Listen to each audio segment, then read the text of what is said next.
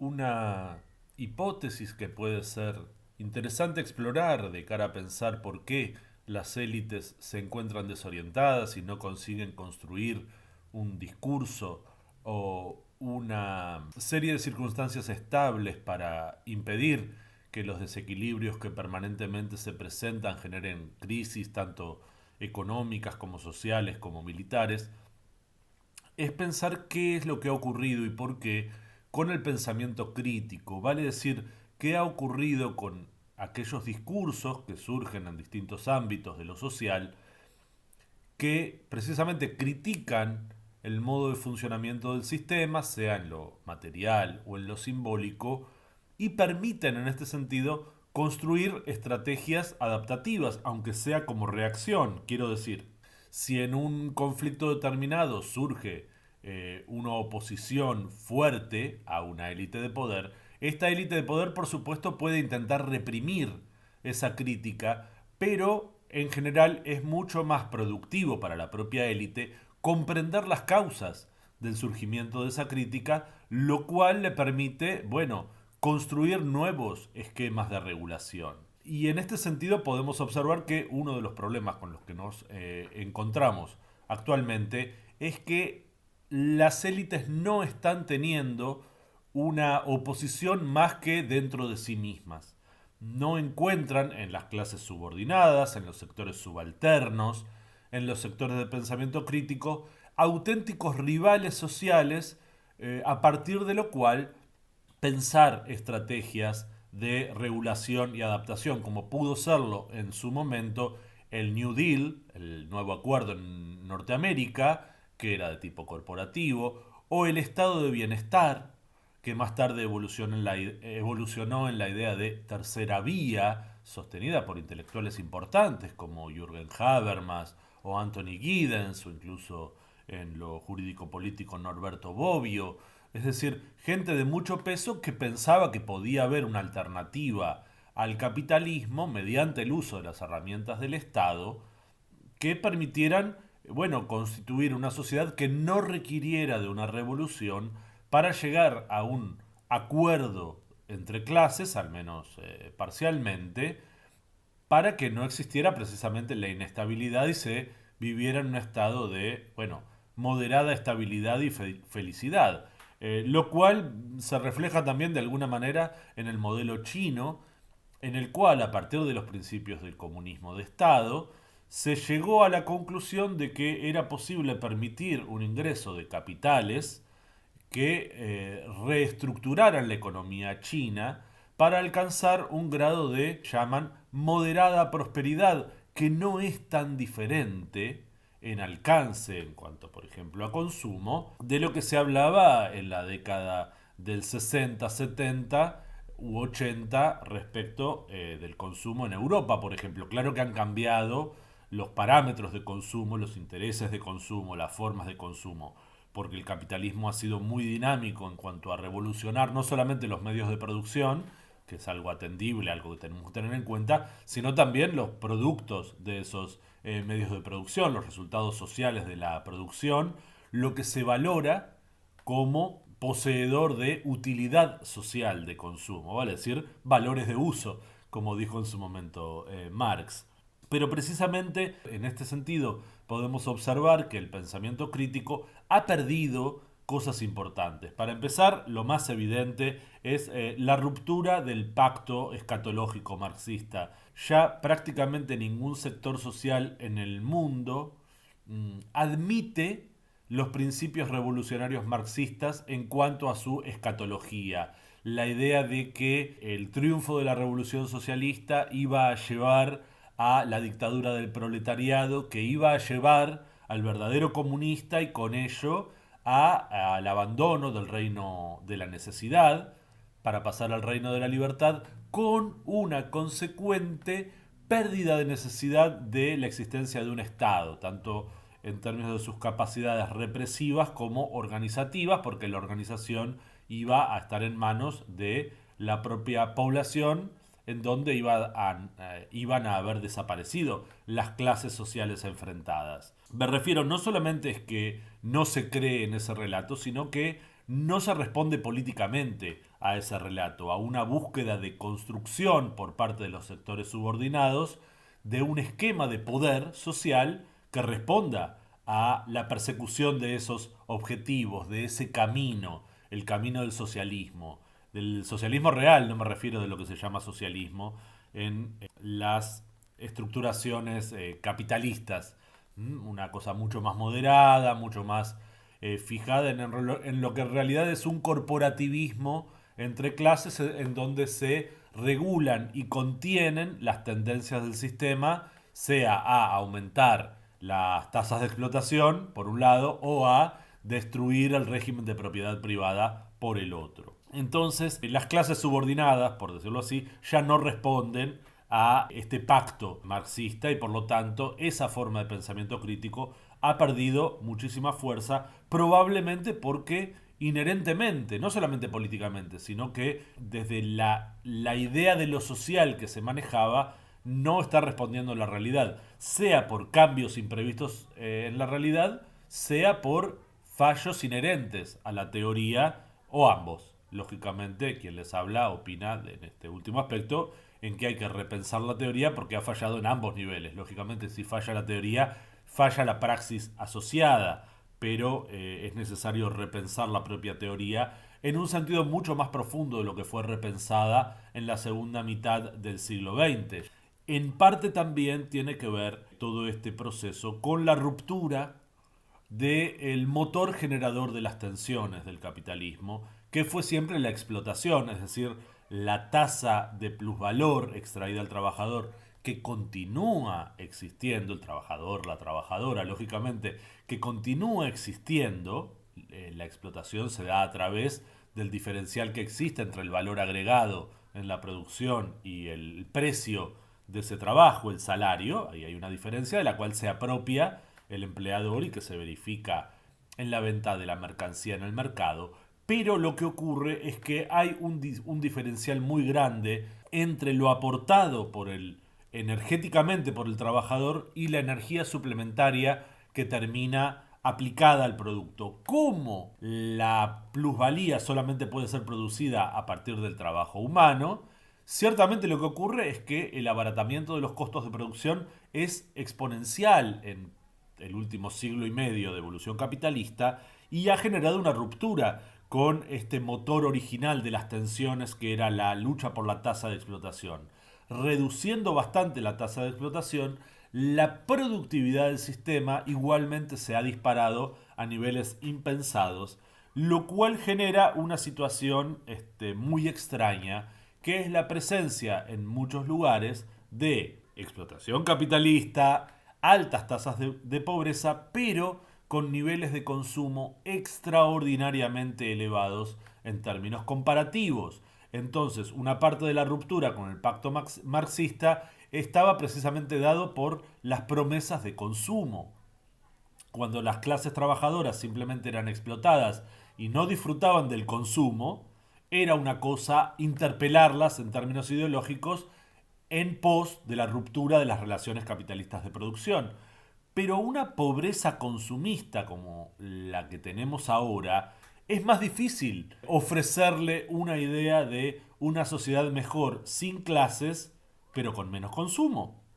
En parte por el éxito de la ideología impuesta como sistema de regulación por parte de las élites capitalistas de que la felicidad y el bienestar es el consumo. ¿Mm? Pero como solemos repetir, desarrollo económico no es lo mismo que desarrollo humano y además desarrollo económico no es lo mismo que estabilidad y sustentabilidad. Con lo cual se producen unas transferencias de tensión y unas rupturas del propio pacto capitalista en este sentido tan grandes que por un lado el Estado falla,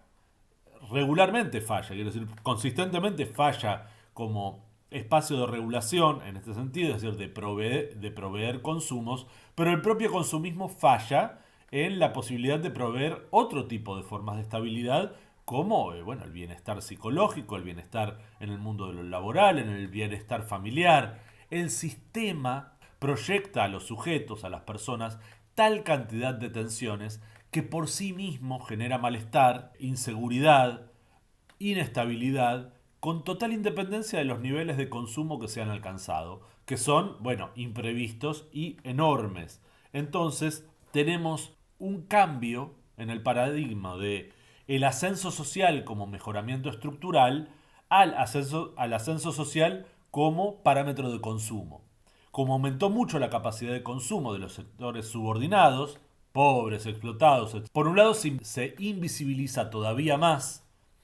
la explotación, que antes se daba por el mecanismo del fetichismo de la mercancía, pero ahora se da por una nueva forma del fetichismo de la mercancía. Es decir, ya no es solamente el fetichismo de que la mercancía tiene su valor propio y se intercambia en el mercado con otras mercancías y el valor aportado por el trabajador desaparece, lo cual invisibiliza la tasa de explotación a la que es sometido, sino que el fetichismo del consumo hace que el propio trabajador no se sienta explotado en la medida en que pueda consumir. Y cuando no puede consumir, es mucho más fácil achacarlo a un problema puntual, no general, y se aleja al propio sistema de la crítica. Vale decir, si un trabajador pierde su empleo y pierde su capacidad de consumir en las circunstancias presentes,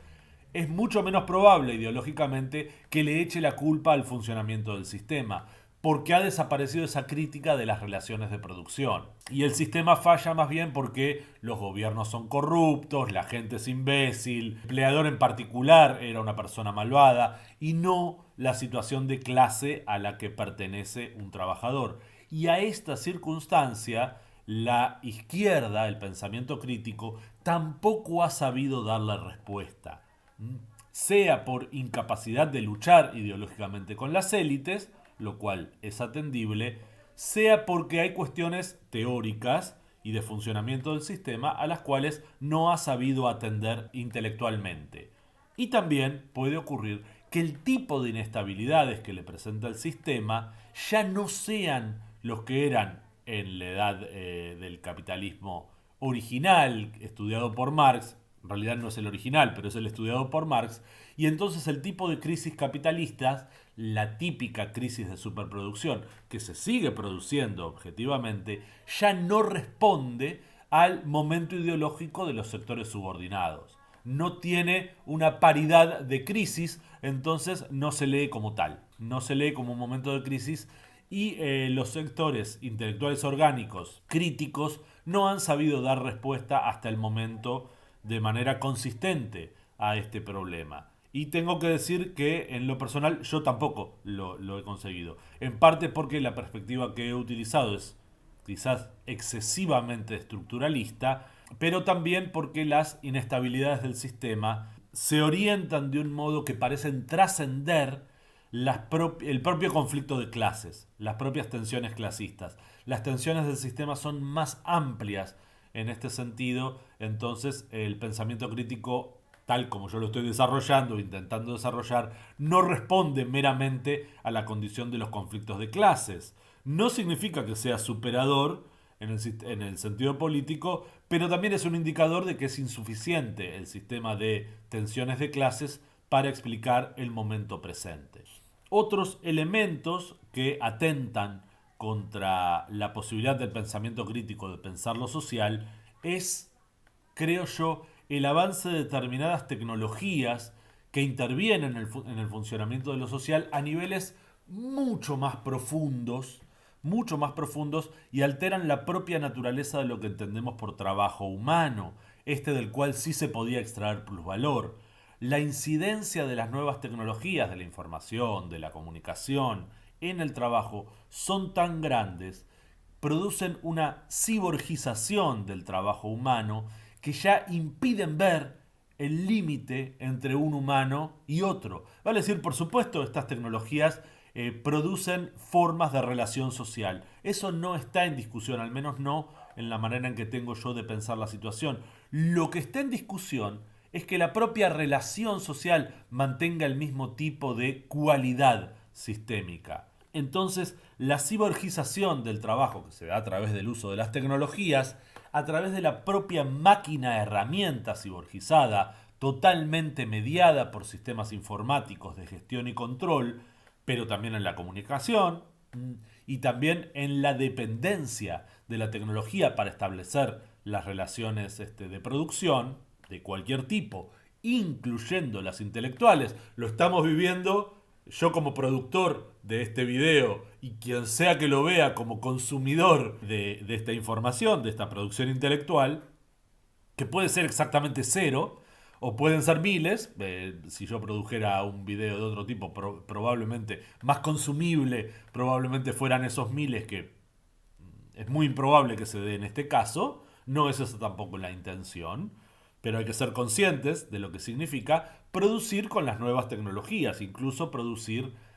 trabajo intelectual, lo cual produce en última instancia un efecto que yo llamaría de vaporización de la ideología. Ya no es simplemente una fluidificación como proponía Bauman, propuso durante mucho tiempo la modernidad líquida, sino que vemos una vaporización de la ideología que, gracias a la dispersión social que producen las propias tecnologías de la comunicación, atomizan tanto los mecanismos ideológicos que no solamente vaporizan el pensamiento crítico, sino también los medios de producción de ideología de estabilización, que se proponga como discurso dominante. También eso se fluidifica. Pero esto tiene un impacto, creo yo, importante en el tipo de discurso que ha retornado, que es de una espeluznante sobresimplificación de discurso crítico y del discurso contracrítico, de la reacción. Estamos hablando de unos niveles de intensidad intelectual de los debates extraordinariamente bajos, muy básicos, pero eficientes en el sentido de mantener la discusión en un determinado nivel. Yo entiendo perfectamente cuando se producen movimientos críticos con baja intensidad intelectual, porque eso habla de la debilidad del momento crítico. Pero el problema es que veo lo mismo por parte del discurso difundido a partir de los procesos intelectuales de las élites dominantes. Vale decir, el propio discurso conservador, neoconservador, el caso argentino libertario que se propone como nuevo superador del socialismo o de el corporativismo, de la corrupción estatal, es tremendamente básico. Tal vez peco en este sentido de no entender que siempre fue así a determinado nivel. Ciertamente el discurso político en general en las democracias formales nunca fue un pasillo de virtudes intelectuales. Pero creo que objetivamente se puede medir que a través de los medios de comunicación dominantes, los discursos que se manejan son sumamente básicos, incluso cuando se habla de complejas cuestiones económicas, sean macroeconómicas o microeconómicas, el nivel es bastante básico en cuanto a los contenidos que se comunican. Y el éxito de determinados discursos políticos, que se transforman en parte de las élites de poder, me parece que también tiene que ver con esta situación. Entonces, lógicamente, nos encontramos con una dificultad ya para, en esta vaporización, de distinguir qué es pensamiento crítico, qué es izquierda política, pero también nos encontramos con un problema para definir con precisión qué es la derecha política, porque una cosa es decir, la derecha política es la que se encarga de la defensa de los intereses de los sectores dominantes, incluso concentrando en la idea de sectores económicos dominantes, pero es que si no cumplen con su rol de reguladores a través de los diferentes instrumentos que normalmente son instrumentos de mercado en el sentido ideológico, de producción ideológica, o instrumentos de Estado en el sentido de los viejos aparatos ideológicos de Althusser o de la constitución de las ideologías propias de los diferentes campos sociales, como diría Bourdieu, de los segmentos ideológicos particulares que se transforman en hábitus, en maneras de actuar, sentir y de pensar ubicadas en unas determinadas relaciones sociales, para usar una traducción durkheimiana de la idea de hábitus, pero siempre siguiendo las reglas del campo. En estas circunstancias, la ineficacia general se puede transformar sí, ahora sí, podríamos decir en una anomia generalizada que, si no se está verificando en el sistema local, en los sistemas locales siguen funcionando normalmente estos sistemas, pero la inestabilidad sistémica general puede llevar a una incapacidad de estos mecanismos de responder, porque a fin de cuentas son mecanismos microsociales que per se por sí mismos no pueden enfrentar una crisis social generalizada, como la que produciría, por ejemplo, una guerra de gran escala entre sectores importantes del sistema capitalista global. En instancias de inestabilidad, cualquier foco menor, cualquier cosa puede derivar en un conflicto de consecuencias imprevisibles, porque se puede asemejar a la crisis que produjo la Segunda Guerra Mundial o puede derivar en otra cosa, porque, bueno, ahora disponemos de armas de destrucción masiva infinitamente superiores a las B-2, a los tanques o al gas Ciclón B. Estamos hablando de armas de destrucción planetarias, entonces no es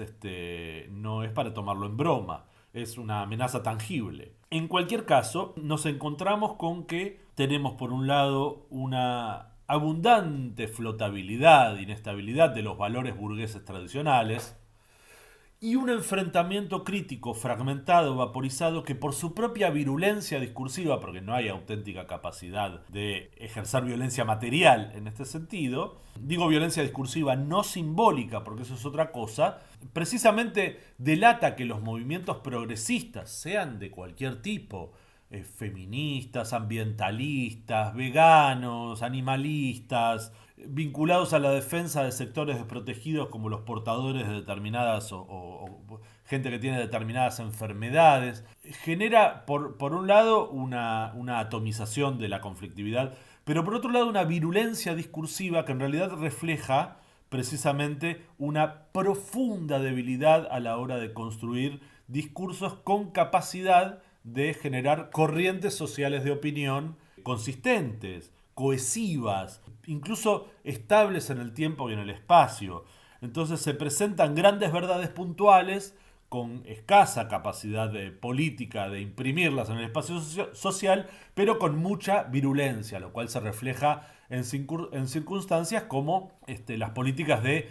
cancelación, que se llama ahora, que es de invisibilización o de rechazo de determinados discursos por el mero hecho de ser discursos. Ya no se critica la base social de esos discursos, no se los analiza correctamente o en profundidad, y entonces se oponen discursos de baja intensidad intelectual con otros discursos de baja intensidad intelectual. Lo cual no quiere decir que no se estén defendiendo valores defendibles, que sean legítimos en los intereses que hay detrás. Pero se lo hace de esta manera porque no se encuentra capacidad de construir grandes esquemas consistentes. Porque no existe prácticamente un discurso consistente acerca del funcionamiento de lo social y de las realidades sociales que se van configurando. En este sentido, hay también un proceso de anestesia moral que es una muestra de la insensibilidad creciente a otros daños o a otros riesgos. Quiero decir, alguien puede defender los intereses de la población femenina o de los gatitos,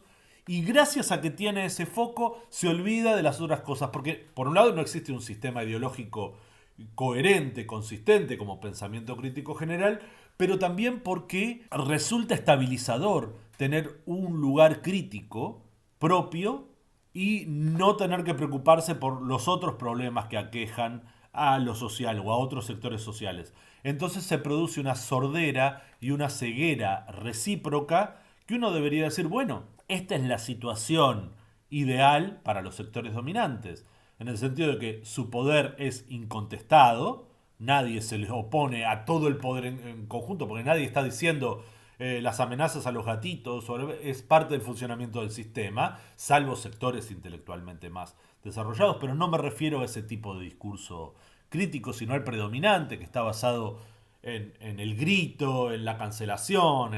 en la alegación a la maldad del otro o a la estupidez del otro, sin darle un parámetro estructural de funcionamiento, pero en realidad también, como parten de la misma inestabilidad sistémica general, esto no le genera una mayor seguridad a las élites. Uno podría decir, resumiendo este punto, que la izquierda le ha fallado a la derecha como instrumento de estabilidad social. Y por eso también ha perdido tanto. Ha perdido tanto al punto que uno no encuentra realmente en los gobiernos del mundo, incluso los más democráticos, una verdadera presencia de izquierda crítica. Como mucho se encuentra a la izquierda movimientos de mitigación de los males sociales o de intentos de frenar el avance de determinadas políticas excesivamente dañinas para las personas, para los colectivos, para las clases trabajadoras, para el medio ambiente, pero no un verdadero pensamiento crítico general que le permita a la propia derecha construir un nuevo discurso de estabilización. Por eso el discurso de estabilización de la derecha es tan regresivo, tan, por un lado, tan vulgar en sus premisas, porque no necesita evolucionar más. La izquierda no le está dando la oportunidad ni la necesidad de evolucionar más, porque no es un rival social efectivo. Tal vez es la propia, no lo sé, tal vez es el propio éxito de la política ideológica de la derecha a lo largo de los últimos 50 años, pero es la situación en la que parecemos encontrarnos. Lo cual lleva a una crisis del Estado en general como herramienta de regulación de las tensiones sociales y como disciplinador, lo cual puede redundar en un vasto proceso de desestabilización del sistema a niveles locales, o sea, para las élites locales, pero intuyo que también para las élites globales. Y esto nos lleva a pensar en lo que podemos inferir es una erosión progresiva de lo que llamaríamos disciplina estructurante. Algo que toda sociedad humana requiere, disciplinar a su población en el sentido que funcione en su lugar en la división del trabajo, con determinados parámetros morales de mínima, no nos matemos entre nosotros, no recurramos a la violencia para cualquier elemento, no vulneremos las normas que le dan consistencia a nuestro mundo social básico, de referencia tanto inmediata como de producción, pero se puede llegar a un momento en que no encontremos elementos disciplinarios para formar a la propia población. Si falla la escuela, si fallan los colegios, si fallan las universidades en producir el tipo de personas y por lo tanto el tipo de población adaptable a las necesidades de regulación del sistema, nos podemos encontrar con una auténtica crisis en este sentido. Y en este sentido también, la velocidad de cambio tecnológico y productivo del sistema puede ser una de las razones por las cuales se esté produciendo este problema, porque producir un ser humano adaptado al sistema lleva una determinada cantidad de años y se produce en un determinado contexto. Si ese tiempo no es lo bastante rápido para adaptarse a los cambios tecnológicos productivos, ¿sí? Y esos métodos tampoco lo son, podemos llegar a un momento en que no estemos produciendo socialmente el tipo de material humano, por decirlo así, el tipo de ideología también, el tipo de control social sobre las personas, que el sistema puede procesar en su funcionamiento efectivo. Con lo cual se puede dar un tipo de crisis, la crisis de la ciborguización, en donde la máquina no consigue el tipo de trabajo humano adecuado a su propio funcionamiento, porque se le ha quedado antiguo, lo cual puede dar lugar a otro tipo de revoluciones, sino a la destrucción generalizada por una guerra, por ejemplo, que obviamente hoy es un panorama que hay que tener en consideración, sino a la experiencia de revoluciones sociales sin propuestas éticas asociadas. Vastos movimientos de crisis sin un discurso crítico que les dé sustento, lo cual